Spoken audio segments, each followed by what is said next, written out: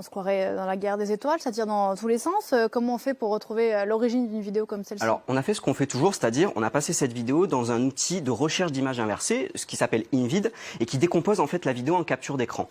Le problème, c'est que quand on passe cette vidéo dans cet outil, en fait, on se rend rapidement compte que ça donne absolument aucun résultat. On voit pas grand-chose. Exactement, tout simplement parce que en fait, ces outils fonctionnent sur la base de reconnaissance graphique, et ici, en fait, c'est très difficile d'avoir un moment significatif de cette vidéo, puisqu'il s'agit juste de lumière, ou alors juste on voit le ciel noir de la nuit, donc ça donne absolument rien. La réponse, Alexandre, vous l'avez finalement trouvée grâce à la communauté des fact-checkers internationaux. Ouais, c'est ça. En fait, on a retrouvé un indice intéressant qui a été publié par le compte Twitter UFO of Interest. En fait, on a déjà parlé dans Info ou Intox. Ça, c'est un internaute italien qui s'appelle Scott Brando. Il est spécialisé dans la vérification de vidéos qui concernent les objets volants non identifiés normalement. Et ici, il nous a expliqué, voilà, c'est bizarre, cette vidéo que j'ai vue, elle ressemble à d'autres que j'ai déjà vues sur Internet.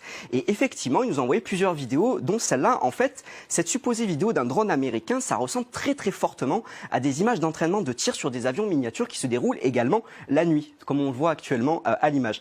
Alors c'est un peu en fait comme du tir au pigeon, hein, Pauline, c'est une discipline de chasse donc pour s'entraîner au tir sur des cibles volantes, et vous voyez, ça ressemble effectivement à ce qu'on a vu il y a quelques minutes. Sympa pour se divertir le dimanche après-midi. Alors on voit d'ailleurs d'autres vidéos de l'un de ces spectacles. On a des vidéos qui se ressemblent, mais comment est-ce qu'on peut être sûr qu'il s'agit effectivement de la même chose? Voilà, exactement, parce qu'on voit très bien que c'est pas la même vidéo. Du coup, on a essayé de contacter plusieurs gérants de stands de tir comme ça aux États-Unis, où ce type d'activité est très très populaire, et on a eu beaucoup de chance, Pauline, parce qu'il y a le gérant d'un stand en Arizona qui s'appelle le Big Sandy.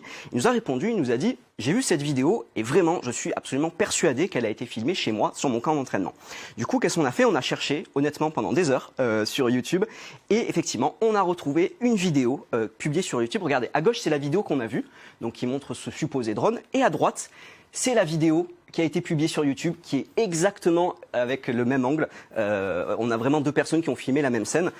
Et ça a été filmé sur un stand de tir en Arizona le 23 mars dernier. Conclusion, c'était assez impressionnant, mais ces images n'ont rien à voir avec des vidéos de guerre, et encore moins pour illustrer le contexte actuel Iran-États-Unis. Démonstration implacable.